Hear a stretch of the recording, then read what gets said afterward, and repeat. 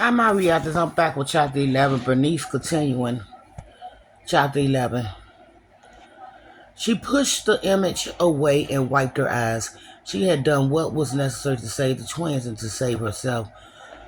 The nurse would have died from the flu anyway. A little rat poison hadn't made a difference one way or the other, and Wallace would be reunited with his real mother in heaven someday. That was all that matters, not where his body lay. Right now, she needed to take Owen and Mason over to stable Mrs. and Mrs. Patterson. It was time to put on the nurse uniform and go to work. In the middle and upper class neighborhoods of northern Philadelphia, Bernice's plan to collect donations for the city orphanage had turned out to be more profitable than she hoped. Perhaps surviving the epidemic had made those left behind more willing to help the less fortunate, or maybe her story about the orphanage and asylums began overcrowded with children who have lost parents during the flu tugged at their heartstrings. Whatever the reason, people's generosity, even if they could spare only a few coins, felt like more proof that taking the twins had been the right thing to do. Between that and the nurse uniforms, she felt practically invincible. Naturally, there were times when she sight up. Naturally, there were times when the sight of her outfit filled people with fear, and they told her to go away. But she understood they were scared of the flu, not her. More often than that, people seemed pleased and grateful to see her. Sometimes they asked her to come inside for tea and biscuits, or to check in on a sick loved one, more than a few with the flu or pneumonia.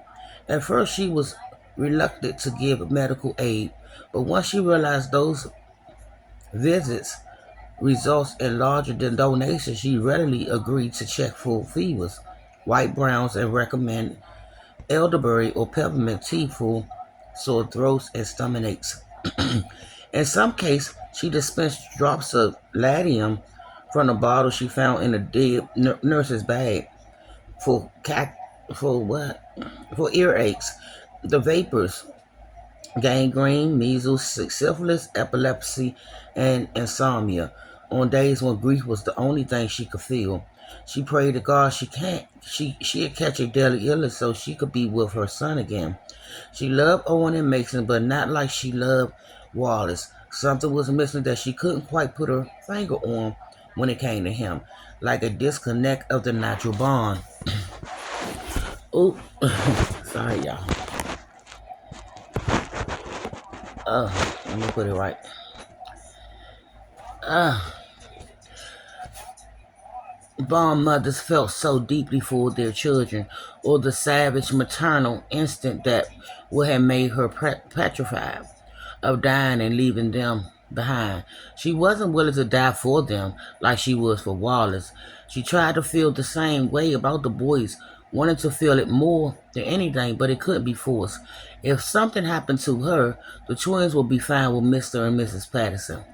And after everything she'd been through and everything she lost, she had no remorse about using the donations to pay rent and put food on the table for Owen and Mason, especially money from those who were not native born.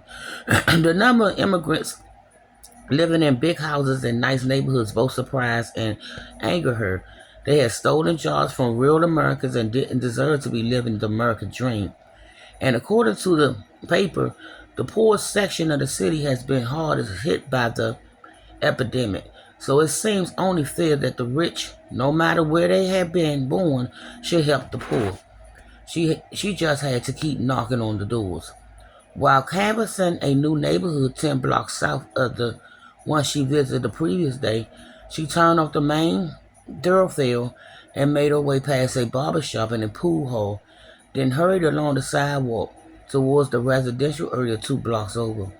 Feeling strong and enjoying the warmth of the sun in the winter sky, she couldn't help thinking about everything. She wanted to buy the twins. She wanted to buy the twins for Christmas new clothes and shoes, wooden blocks and teddy bears. And if things kept going the way they were, they'd be able to move into a larger apartment as soon as one opened up in the building. Moving to another city so no one could find them had crossed her mind, but it'd be nearly impossible to find someone else to take care of Owen and Mason, especially for free. Right now, she needed Mr. and Mrs. Patterson help, at least until the twins were old enough to go to school. Besides, Philadelphia was her home. She belonged there more than most.